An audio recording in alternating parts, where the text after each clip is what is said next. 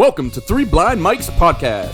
Follow their journey as John J. the Real Hot Rod, Cletrodamus, and Portis the Assassin deliver the bottom line on the greatest pop culture entertainment debates of then and now.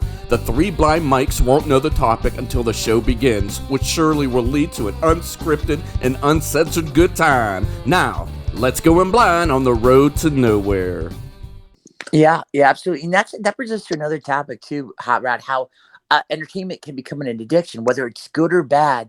You grow such a loyalty and fondness that you're willing to forgive them for anything. You're willing to forgive Call of Duty for repackaging the same game 7-8 editions. Portis, you're willing to forgive Godfather 3 for being so terribly bad. You'll still watch the first two, 200 times because it's such great entertainment. So that's the hold that entertainment has over us is fascinating.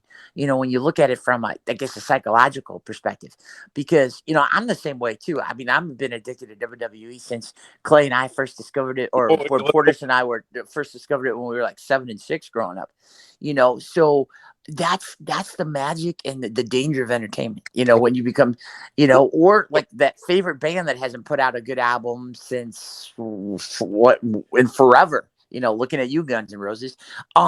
So yeah, it's fascinating how entertainment can get such a complete grip on us, on a psychological level.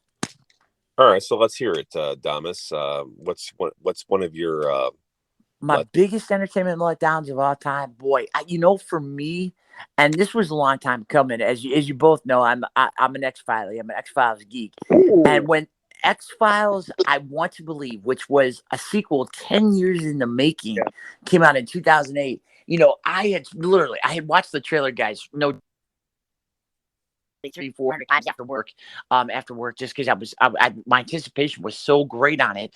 I read every article, every review before I saw it, warning me that it was terrible.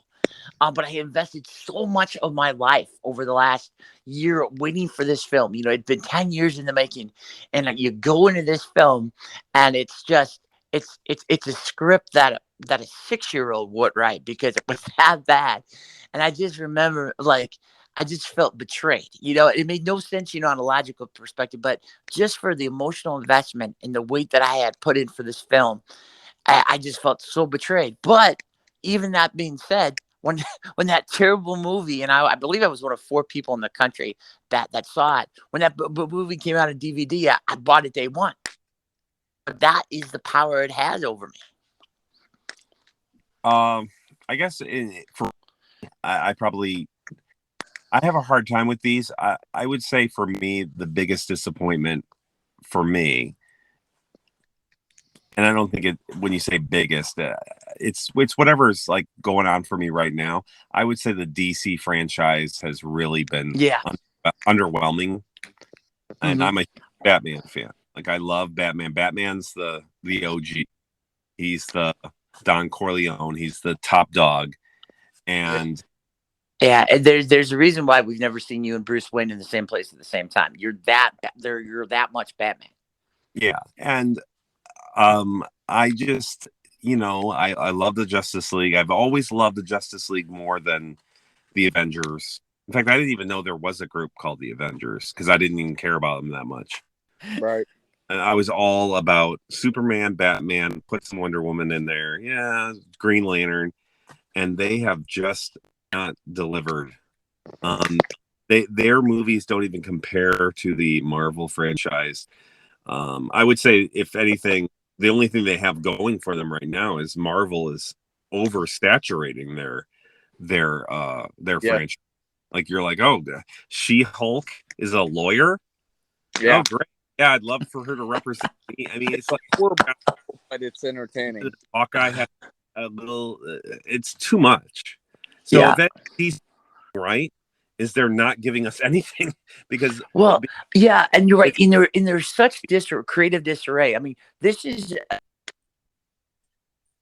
that just spent $90 million